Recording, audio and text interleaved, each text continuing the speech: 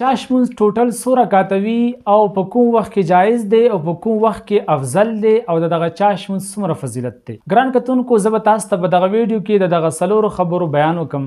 دغه چاش مونږ چې کله میره سترګه ښه برابر راوخیږي هغې نه وروستو دغه چاش مونځ ادا کول دا جایز شي او دغه چاش مونځ افضل په هغه وخت کې دی چې کله میره سترګه راوخیږي د دغه وخت نه واخله تر هغه زوال ختمېدو پورې یعنې د ماسپښین مونځ وخت داخل شي.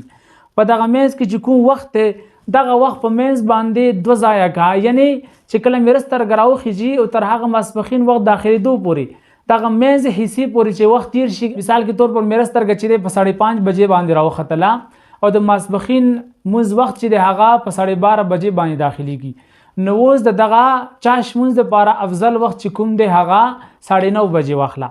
نو په دغه وخت کې دغه چاش مونځ ادا کول دا افضل او بهتر دی. دغه چاش مونځ ټوټل کم از کم 4 رکعاته دی او زیات نه زیات 12 رکعاته دی.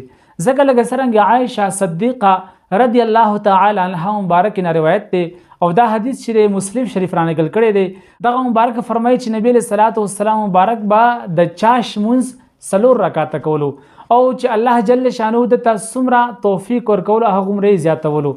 نو دې وجې نه علما فرمایي چې دغه چاش مونځ کم از کم مقدار چې کوم دی هغه 4 رکعاته دی او زیات نه زیات مقدار چې دی هغه 12 رکعاته دی.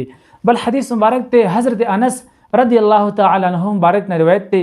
دا مبارک فرمایي چې نبی علیه الصلاة والسلام مبارک فرمایل چې کوم یو مسلمان د چاش مونځ ادا کی خو دغه چاش مونځ 12 رکعاته ادا کی نو الله جل شانه به دغه مسلمان له چې د چاش مونځ 12 رکعات ادا کړو په جنت کې به دغه مسلمان د پاره د سرو زرو محل تیار کی. ګران کتونکو موږ تاسو خو دومره بې خونده شوي چې موږ تاسو خپل فرضي مونځونه د هغې موږ تاسو کوشش کو چې ځان ته راکم کو او موږ تاسو چې په جلته سره ادا کو. موږ تاسو له بقا دي چې فرضي عبادتونه خو هم را خپل کو چې کوم سنت عبادتونه چې هغه موږ تاسو را خپل کو او دې سره سره موږ تاسو کوشش په دې خبره باندې وکړو چې موږ تاسو کوم نفلي عبادتونه چې هغه په خپل ژوندۍ کې راولو.